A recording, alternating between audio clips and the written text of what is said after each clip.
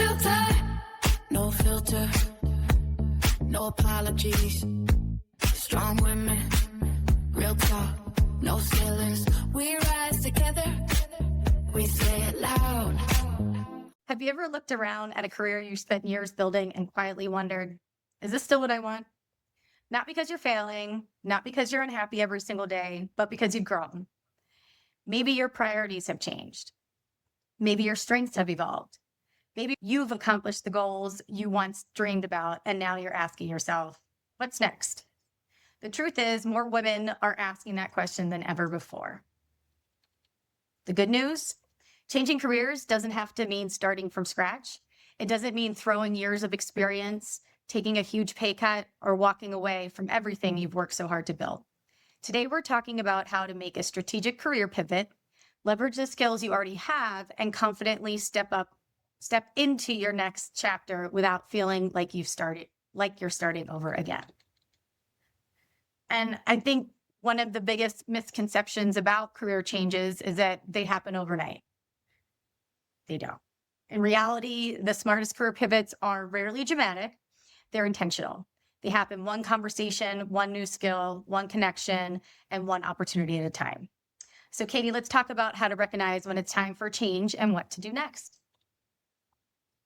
I think I've had two major career pivots in my life, one being entering into the entrepreneurial journey, and one was switching from hospitality and operations into talent acquisition. And I think there's a difference between feeling something in your heart or in your gut, however you describe it, to go, I feel this tugging at me to do something different, to be something different professionally, or having a really bad Monday where you're like, that's it. I'm going to quit my job and I'm throwing everything up in flames. And I think it's really important to distinguish between a difficult manager, temporary burnout, maybe just a stressful season. Sometimes organizations go through a lot of change management. You're in just a rough patch, feeling undervalued, or actually outgrowing the role. So I think when you come into those moments, you have to ask yourselves, what am I really trying to change? Is it my job, my company, my boss? Or is it my entire career because I feel something else pulling on me? I feel like I've always said I still don't know what I want to be when I grow up because I still feel like there's so many things to do and nothing's ever definitive, right? Because things can change at any time. Because I still don't know what I want to be when I grow up. And then you see what jobs are available and you're like, oh, maybe I want to do that or I want to do that. And yes, when you have those bad days, you're more likely, okay, I'm submitting my resume today. Yeah. But is it the right time to really make that change? And I've also had 2 times in my career where I had pivots, and I guess technically 3, because when I graduated college, I went to school for travel and tourism management, and the goal was to work in travel and tourism. That kind of got mixed when 9/11 happened, and nobody was working in travel and tourism or hospitality, and the whole industry took a hit. And so I was working in retail and stayed. And then when my niece was born, I chose to leave retail, and then now with starting my own business. And I think a lot of people are having to, in this wild and crazy labor market we're living in, a lot of people are having to reinvent themselves. And some of it's because of necessity, some of it's because they're over it in whatever capacity. But I think knowing the first sign is awareness, right? And so the first step is awareness, right? And so understanding what you're doing, why you're doing it, and where you're going to go with it, I think are big things. I've seen a lot of people recently, especially with some of the associations that I'm a part of, they are starting consulting businesses on the side with what they're doing in conjunction to their day job because they realize that they feel that their jobs are going to become obsolete soon, and they want to be proactive in that measure. And I agree with that. I think that's a smart move to make. Yeah. And I've seen a lot of people doing that because everybody's got a side hustle of some sort because nobody wants to have there be an opportunity where they're laid off and they don't have anything, right? Because it's a terrible feeling. And so we're in a world and an environment where you have the ability to reinvent yourself and all the tools at your disposal to do it, right? I think there's so many things because we have the internet and online resources and different associations you can be a part of, you have so many resources at your fingertips to decide, okay, what's really going to fulfill me and help me the life that I want to lead. And I think that as we get to our midlife ages, I feel like it's a bigger ask and want for a lot of people, right? They want to be fulfilled. I had a conversation with a woman last week, and she's unfortunately was the result of a layoff. And she said, I just want to be fulfilled. She said, I don't care about titles. I don't care. I do need to make a certain dollar amount, but I want to be fulfilled. I don't care what the title is, right? And as recruiters, when someone who was a director is applying to more of an entry-level role, you're like, wait a second. And so there's hesitation. But when the emotion and the reason to want the opportunity behind it is for fulfillment, I think there's a different outcome as opposed to having someone just entry-level going into that role. No, you're right. And Gallup actually consistently finds in their studies that while employee engagement remains low, most workers are feeling disconnected from their work. Therefore, they're open to new opportunities when they specifically don't find purpose is the number one cited reason, growth or development. As I think it's really important to diagnose what it is for you before you make that career change so that it doesn't require you to start completely over, because you may want to reinvent yourself. You may want to do that.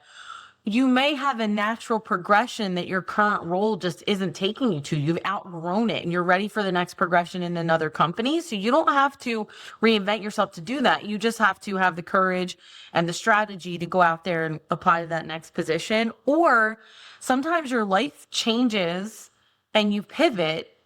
And again, it doesn't require you to reinvent yourself because you're going along with your life path, wherever that may take you. My first career pivot, I was in hospitality, travel, and tourism. I loved it.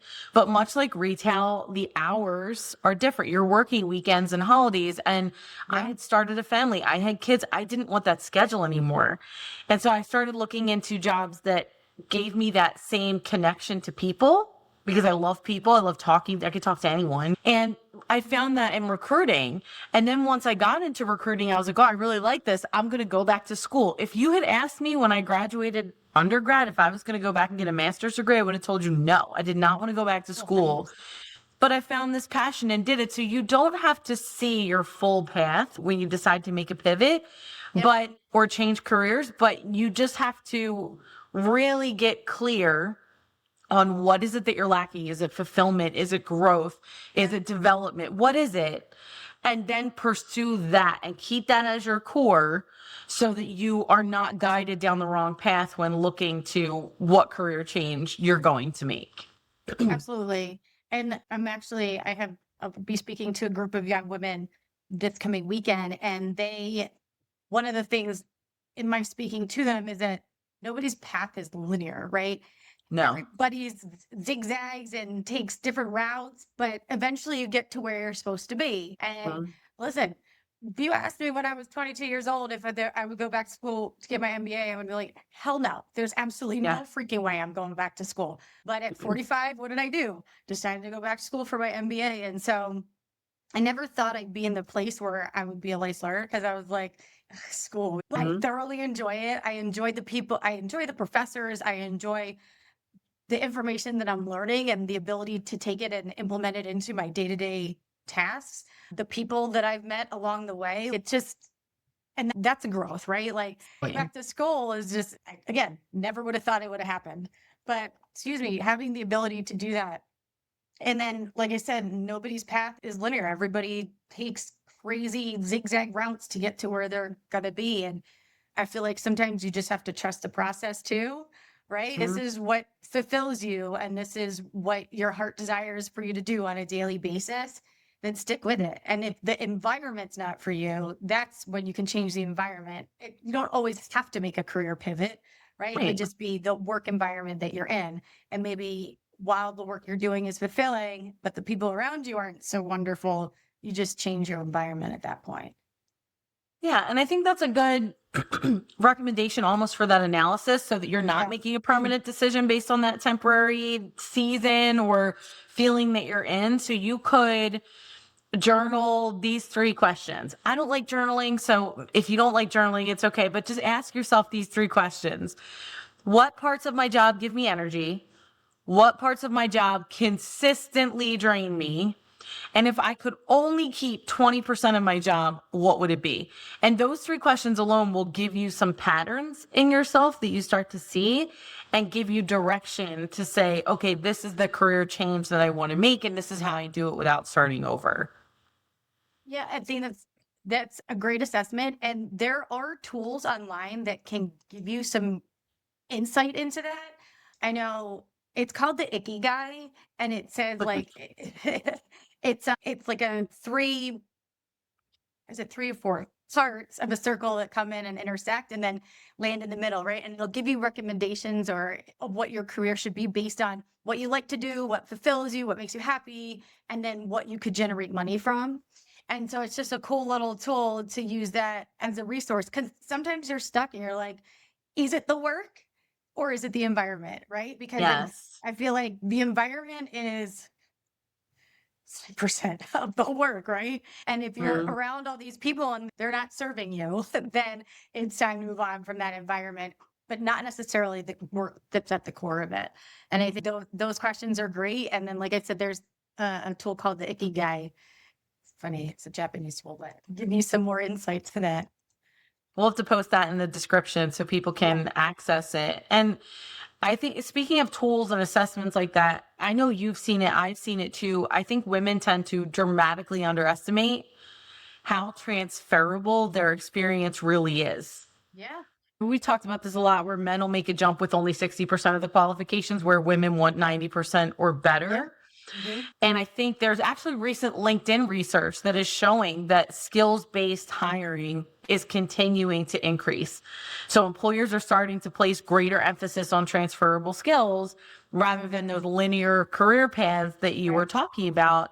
And I think for women in particular, as you really try to get clear before making that career change, that's some of the research that you can do. What companies are hiring based more on skill set, and then look at how are your skill sets a match, and maybe use some of these tools out there to help you identify how your skill sets are a match. And it'll give you a different level of confidence in your strategy to make this dramatic move, because that can be intimidating too. Yep. And listen, I'm not a mother, but I will say anybody who has multiple children, you're pretty much a project or a program manager at that point, because you're coordinating all of the things to get all of the Yes. people going. You have to motivate those children. And so those are transferable skills right there. Just Yes. dealing with other people. And I think those are things that, to your point, that women don't think about as transferable skills, transferable in a lot of work environments.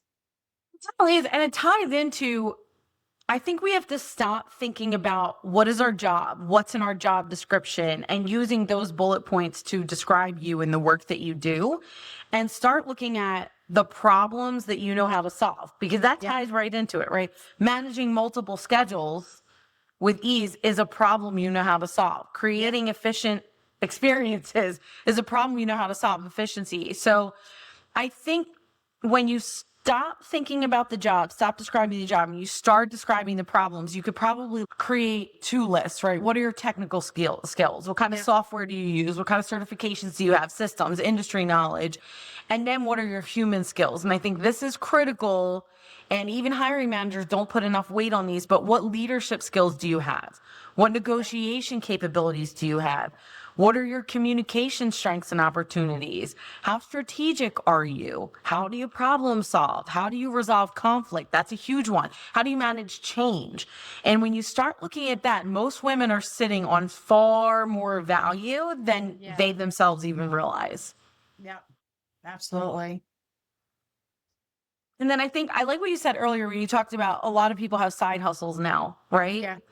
Because I think that's the other step to when you're going to make a massive career change and you don't want to feel like you're starting over, dip your toe in first. You don't have to quit your job or change companies before you start to explore your future. You and I talk about this a lot. Number one, you have to seek out the community. You have to get really clear on what you want, and then you have to find a community of people who are already doing that. Start to integrate in those communities. Have the conversations. You're talking about being a continuous learner. We talked today about how you changed your focus based on that and what it's been able to do for your business.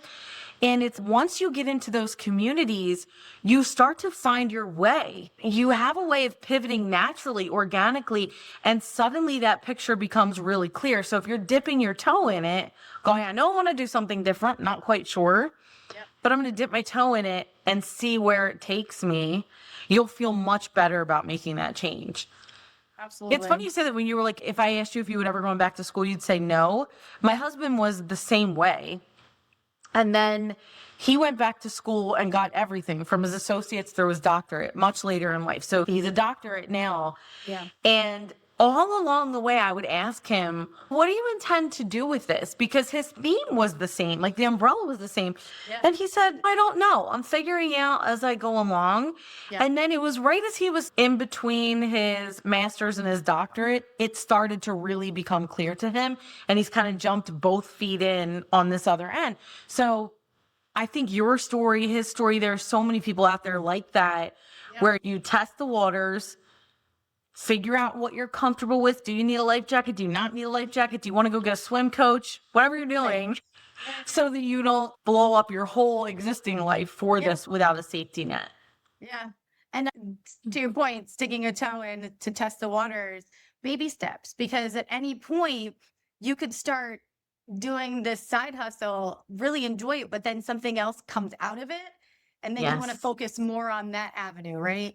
And so I think being open is the other piece in navigating those waters, because see what comes out of it. See what kind of success you have, what kind of failures you have, what do you learn from it? Because that's the other thing too, right? Everybody's going to fail. It's just a part of getting out there and testing things out and doing it, right? You're not going to have success immediately, and you have to continue to work at it. And so are you working at the things that you truly enjoy and love? Or are you just working at it because you want to get out of where you are, right? And so being able to decipher between those and making sure that you are doing what's fulfilling to you. Because I think one of the common themes and one of the things we've talked about on almost every episode is, are you being intentional and is it fulfilling? Because if it's just taking up time and space and bringing in a little bit of money, then it's not really fulfilling. And if you want to be fulfilled, and if you can make money in being fulfilled, that's the avenue you should go. Yeah. I think there were two things you said that stood out to me. One, I find that the most successful people are also the people who failed the most. And that's because they've tried the most, they've learned from those mistakes, and they've continued to build.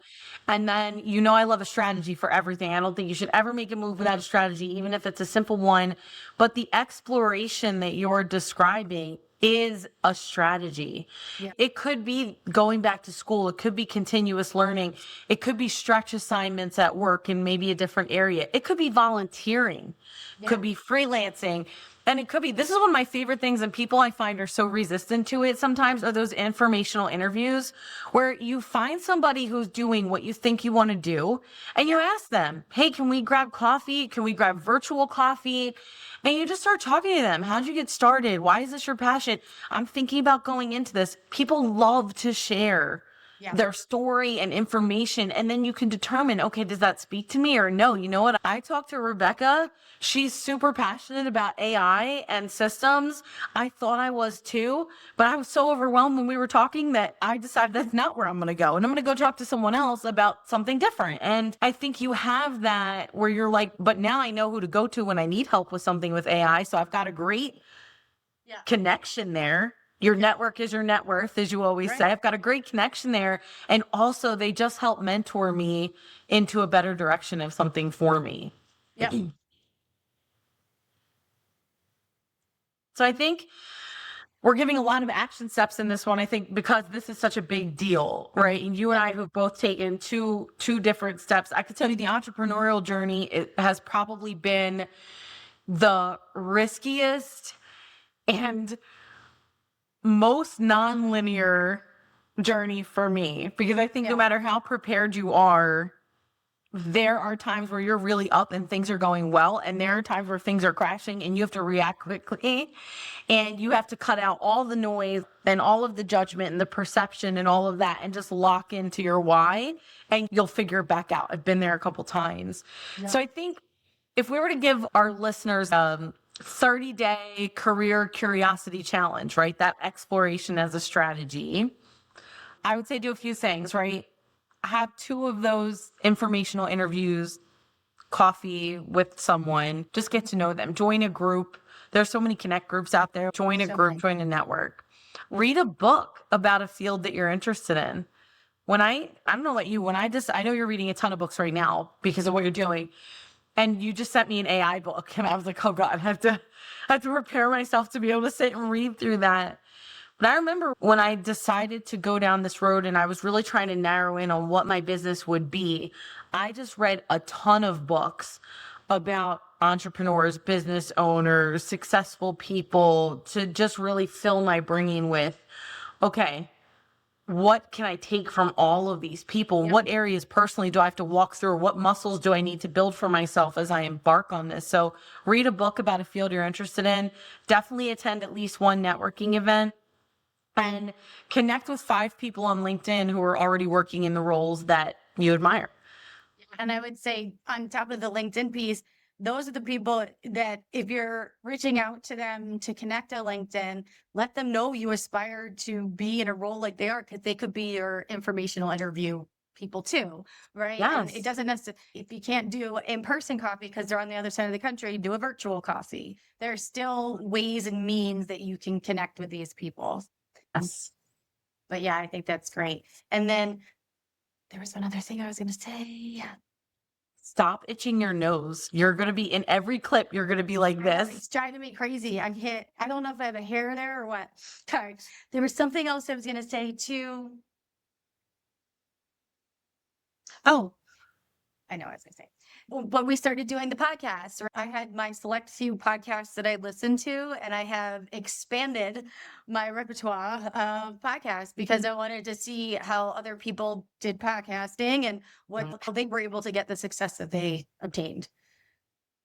That brings up a great point too, because I think there's so much pressure to be perfect initially. Yeah. And there's so much with social media, so much criticism and judgment on you all the time. I remember for us, we in season 1 were getting our footing and figuring it out. And we had some really great episodes and we had some duds that didn't click to our audience that much. And we got some feedback and we got guidance, to your point. And we're heading into season 2 differently. We've got a lot more guests in season 2. We've got some better strategies. And I think stronger ways to impact our audience, which is our core why, was really connecting women and having conversations that aren't had out loud a lot of times. And I think, again, coming back to your why after every moment allows you to build upon that and take the pressure off of yourself of being perfect and just accept that you're figuring it out. Yeah. And so I know we talked about the podcast a little bit, but for you, because you've changed careers too, what do you think is the hardest part about changing careers? I think it's the unknown, right? Not knowing what you're getting into, not knowing if you're going to be successful. And I know for me, I've done a lot of different things, but if I believe in why I'm there and what they do, then it's easier for me to buy in and then ultimately be successful. And I know even with my first recruiting job, after 2 years, I was getting burnout and I was like, I'm just setting people up for failure. I don't feel like I'm setting anybody up for success anymore. It was just a revolving door. And all we were doing was filling this revolving door. And I knew that there was more for me in the recruiting space because I enjoyed recruiting, but I really wanted to be in a role where I could see people succeed in the organization. I knew I wanted to go to the corporate side. I had the agency side down, so I had the agency mentality to continue to make money and bring people in, but I felt like I was setting them up for success more than setting them up for failure, knowing that they would come in and probably not succeed. Yeah. I think for me, the hardest part was letting go of who you thought you were supposed to be, or letting go of who other people thought you were supposed to be. I just watched an interview a long time ago. But think about the important people in your life, right? Think about the people who think really highly of you, who go, you're doing so well, you're excelling. Why would you go out on your own? Why would you create this podcast? Why would you do that when you have all this other success, right? These are people who care about you, who are worried about your risk, even in the best case scenario. And you just having to trust that instinct and trust your own strategy and let go of that and let go of, again, who you thought you were going to be or who you were supposed to be and who other people thought you were going to be or supposed to be, and locking into who do you want to be. You have this one life. You get to evolve. You get to make mistakes. You get to grow. You get to be brilliant, right? Have you ever heard that saying where it's like, but what if I fail? And then the person's like, but what if it all works out? And it's when you decide to make that career pivot, go into it with that mindset of, this could work out. I can make all my dreams come true, or this could lead me to where all my dreams come true. I just feel a pull toward this, and I'm going to be strategic. I'm not just going to make an impulsive decision. I'm going to go, and I'm going to let go of who I thought I was supposed to be, and I'm going to trust what I feel in my heart I'm supposed to be now, and I'm going to be kind to myself when I stumble along the way. And damn everybody else's opinion. Yeah. Not so much my mother, but more so my father. And even graduating college and working retail, that was not the ideal situation for anybody. However, I did well at it and I excelled. And I can't tell you how many times you're going to get a real job. Beck, when are you going to do that? I'm sorry. I have a real job. It pays my bills. I don't know what you want from me, right? And like I said, when my niece was born, I didn't want to spend holidays in a store anymore. I wanted to be with my family. That was more important to me. And so I made the transition. And so, yes, now I have an office job, but it also pays my bills, right? It's not a real job, right? They're both real jobs. It wasn't like I was working a fake job. And Right. It's just funny because I've seen it happen with cousins and other family members worried about their children. Oh, they're just working in a bar. When are they going to get a real job? She's making real money, right? So what do we care, right? If that's what makes her happy, who cares? But Listen, there's just the American dream, societal expectations. Leave me alone. I do what I want. but I do what I want. But also these are misconceptions, right? Who decided that working at a bar was not a respectable job? Who decided that? Because if that person is paying their bills, providing for their family and happy, what do you care what they're doing? I used to work in the restaurant industry. I ran talent acquisition for a multi-brand, multinational company. And I used to try to recruit servers all the time. And I remember talking to somebody in a major city, I won't name which one, and they were at a Ruth Chris Steakhouse, and I was trying to recruit him. And he was like, I make just under 90K a year. And this was over 10 years ago. I make over 90K a year here. I make my own schedule. I do great. There's no way I'm leaving. And I was like, so somebody might look and say, why are you a server or a waiter? Why do you care? He's making 90 grand a year. Are you making 90 grand a year? Right? There are people with college degrees not making 90 grand a year. So if he's happy, he's content, and he's making a ton of money, who are you to decide that his job isn't respectable? And I think that's what you have to let go of from other people thinking, when are you going to get a real job, quote unquote. I can tell you I was very young, and my summer job was working at a water park every summer. And I was working like 12 or 13-hour days in the heat. It was a beachfront water park. And I was making less money than other people in my family who were doing waiting tables or servers, or they were chambermaids at hotels because they were getting tips. And I remember my dad saying to me, you keep going back every summer and you could be making so much more money and be out of here at 2:00. And I'm like, but I don't want to. Do you know how much fun I have every day? I have made so many friends, and this particular company recruited internationally. So every summer I was making friends with people from 12 other countries that were working with me. It was such a beautiful experience for me. It shaped me as a person. I also got experience there that led to me getting hired in my first job after 9/11 in travel and tourism. The long-term benefits of that for my personal fulfillment and for my career were tremendous. And it was because I focused on what made me happy, even as a kid, even as a teen and a young adult. What made me happy, keep that as my core. I was making money. I was able to pay for my college tuition. I was able to do all that. I was still okay. But not everybody agreed with what I was doing. They thought I could make more money, and that was a bigger fear for them. So I think you have to keep to your core what fulfills you is such a great call out. Yeah. And I do think, and in that respect, where you and I have been lucky that we've been able to do that in our careers, right? Because not everybody is that lucky. And I've talked to candidates, an accounting candidate. Why are you in accounting? Because the why is always really important to me when I'm talking to the candidates because it makes it the job. And because my parents are, and that was the direction they wanted me to go in. Are you in? But Yeah. just because your parents did this, who's to say you're going to be successful at it? You enjoy it? You don't enjoy it, obviously. And I feel like we're lucky enough to be in the generation that we were able to kind of navigate those things on our own and then continue to be able to do the things that fulfill us. Yeah. I think you have to ask yourself, in 5 years, where do you want to be? That's like such a cop out interview question. But if you're considering a career change, I think one of the key questions you have to ask yourself is, in 5 years, what do I want to be known for? Yeah. What do I want to be known for? Not what do I want other people to know me? What do I want to be known for?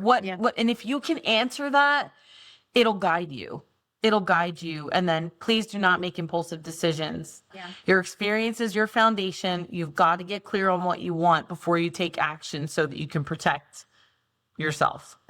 And use your community, bounce ideas off of other people around you. Use those people that have known you throughout your career to have conversations with, and people who are going to give you honest feedback. Don't just go to the yes people around you. Go to the people who are going to give you honest feedback that can help you decide which way to go, or if you have questions, they're not just going to give you what you want to hear. No, and that's really funny because when I was starting Unapologetic Ambition, and you know this because I reached out to you on 2 or 3 different occasions, I was doing these exercises of what do people know of me? What do people think of me? How did I impact people's careers or lives? And I did that with friends, families, colleagues, previous employees that I had, previous bosses that I had. I asked these questions because what happened was there were themes that came up.